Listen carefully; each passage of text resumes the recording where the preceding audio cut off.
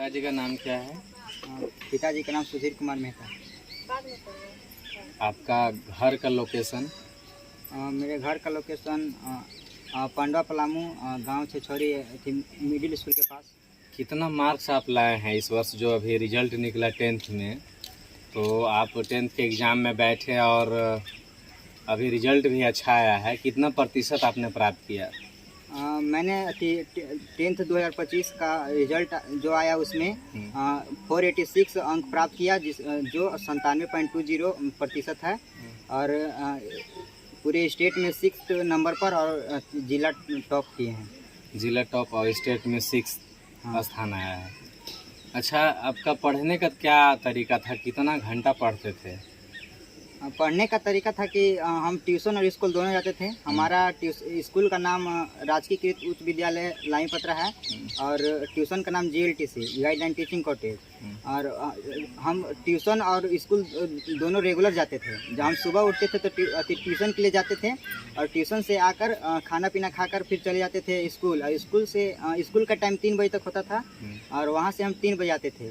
उसके बाद हम खाना पीना खाकर कुछ आराम सो जाते थे और सोने के बाद फिर हम 7-8 बजे उठते थे, जिसके बाद फ्रेश व्रेश होकर पढ़ने बैठते थे। और उसके बाद बीच में रेस्ट और खाना खाने के लिए उसी में टाइम निकालते थे और फिर पढ़ते थे रात को ही।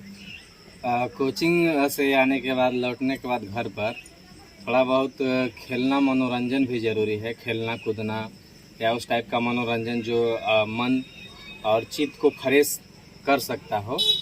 तो कितना घंटा आप इस्तेमाल करते थे, जैसे पढ़ाई के अलावा बाहर कुछ अन्य कामों में, जैसे घर के कामकाज या खेलकूद में कितना इस्तेमाल करते थे समय, या बिल्कुल नहीं करते थे?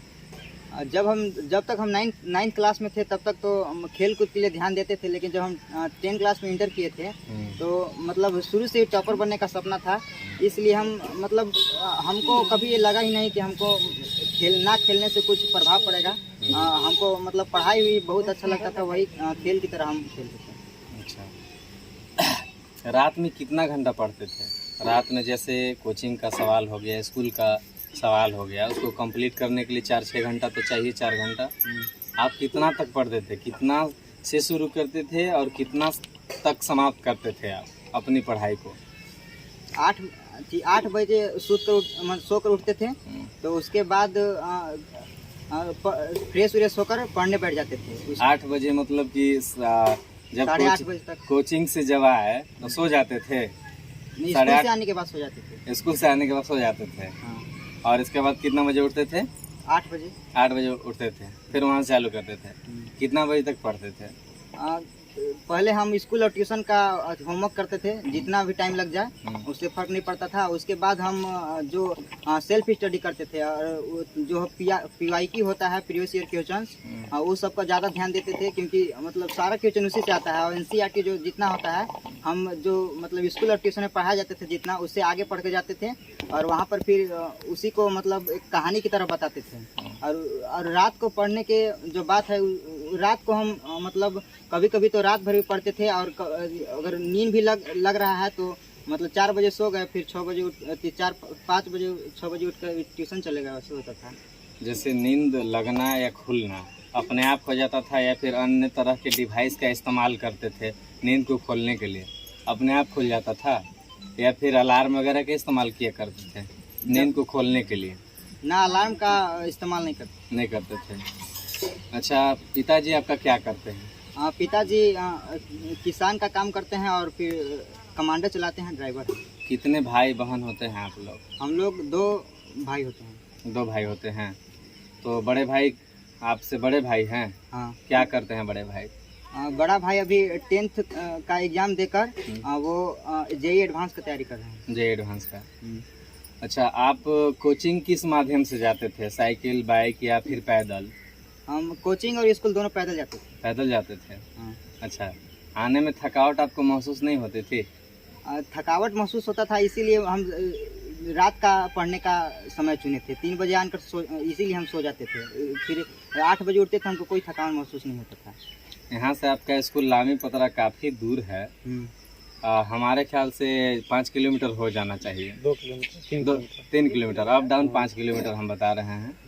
काफ़ी आपको कष्ट हुआ होगा आने जाने में। आने जाने के लिए ट्यूशन से भी लेट से छुट्टी होता था, और फिर जिसके कारण बहुत मतलब स्पीड में चलते थे। अच्छा, फार्मूला जैसे जो रहता है वो किस तरह से याद करते थे? कुछ ट्रिगोनोमेट्री का फार्मूला है ना, साइंस में भी कुछ फार्मूला है, केमिस्ट्री का, किस तरह से याद करते थे? क्या ट्रिक्स इस्तेमाल किए आप?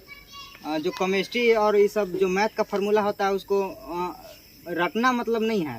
अब जो उसमें जो सवाल रहता है उसको आप सोल्व कीजिए, और उसमें जो आएगा फार्मूला और उसी वक्त उसको मतलब याद कर लीजिए। उसके बाद जो जब वो आ रहा है वहाँ फिर उसको देखिए, और फिर आप कहीं मतलब रूम में अपने लिख सकते हैं आप, जिससे आपको वहाँ पर ध्यान जाते रहे, आपको याद पड़ते रहे कभी भी। कौन सा विषय में आपको मैंने सबसे अच्छा जैसे लगता है? जैसे 5 सब्जेक्ट है या 6 सब्जेक्ट है तो कोई विशेष रुचिकर सब्जेक्ट हो जाता है जिसमें ज़्यादा रुचि होता है, ऐसा भी कुछ सब्जेक्ट है आपके लिए? नहीं, ऐसा कोई सब्जेक्ट नहीं है, अति समान सब में रुचि है। अच्छा, कोई पढ़ने के लिए दिया जाए वो हम उसी तरीके से पढ़ते हैं। उसी तरीके से पढ़ते हैं, सब में रुचि वही है आपका। हाँ। हाँ, तो और कहने का मतलब है कि अभी आज के आधुनिक युग में या फिर कभी की बात किया जाए, क्लास में क्लासमेट होते हैं आप, या फिर गांव घर में भी साथी समाजी होते हैं जो साथ में कुछ शेयर कर सकते हैं, पढ़ाई लिखाई भी शेयर कर सकते हैं, या मनोरंजन के तौर पर साथ में कुछ समय बिता सकते हैं। आपका कोई साथी समाजी थे कि नहीं? नहीं, साथी 10th में आने के बाद हम साथी समाजी कोई नहीं था। हम अकेले जाते थे, अकेले आते थे, और फिर जहाँ ट्यूशन स्कूल में भी हम अकेले मतलब पीछे बैठ कर पढ़ाई करते थे। क्यों नहीं आप बनाए थे? क्या आपको लगा पढ़ाई में बाधा महसूस आपको लगा?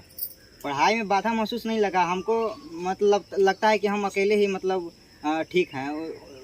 कोई दोस्त ऐसा मिला ही नहीं जो मतलब उस टाइप का हो जिससे आप कुछ सीख सके। हाँ। ऐसा कोई नहीं मिला।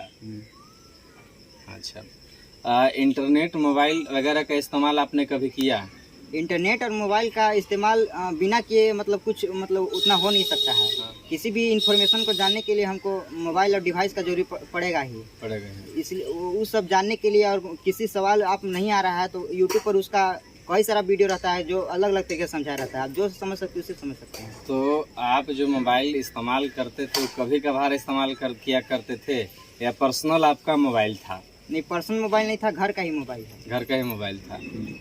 तो जैसे आज के आधुनिक युग में लोग मोबाइल से जैसे गेमिंग है ना, खेलने में इस्तेमाल करते हैं, और कुछ फिल्म और उस टाइप के मनोरंजन में डूबे हुए रहते हैं, लेकिन आपने उसका इस्तेमाल किया, पढ़ने में इस्तेमाल किया।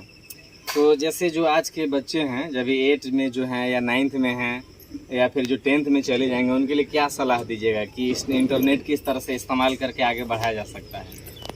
इंटरनेट का इस्तेमाल नियमित रूप से ही करें, क्योंकि इंटरनेट का इस्तेमाल अभी आप कीजिएगा तो आपका मानसिक क्षमता, जो सोचने का क्षमता, वो घट जाएगा। आप आगे जाकर उतना मतलब पढ़ाई के बारे में, आप किसी भी चीज़ के बारे में उतना डीपली सोच नहीं पाएंगे, आप अपने जीवन में कुछ नहीं कर पाएंगे। अपने मोबाइल का प्रयोग तभी कीजिए जब आपको ज़रूरत हो, आप किसी इन्फॉर्मेशन को जानने के लिए, क्योंकि बिना मोबाइल का तो अभी सब कुछ ऑनलाइन ही हो रहा है, तो बिना मोबाइल के कुछ हो नहीं सकता है। इसलिए आप मोबाइल से जुड़े रहिए, पर उसका गलत उपयोग मत कीजिए। गलत उपयोग उसका नहीं करना है आपके ख्याल से।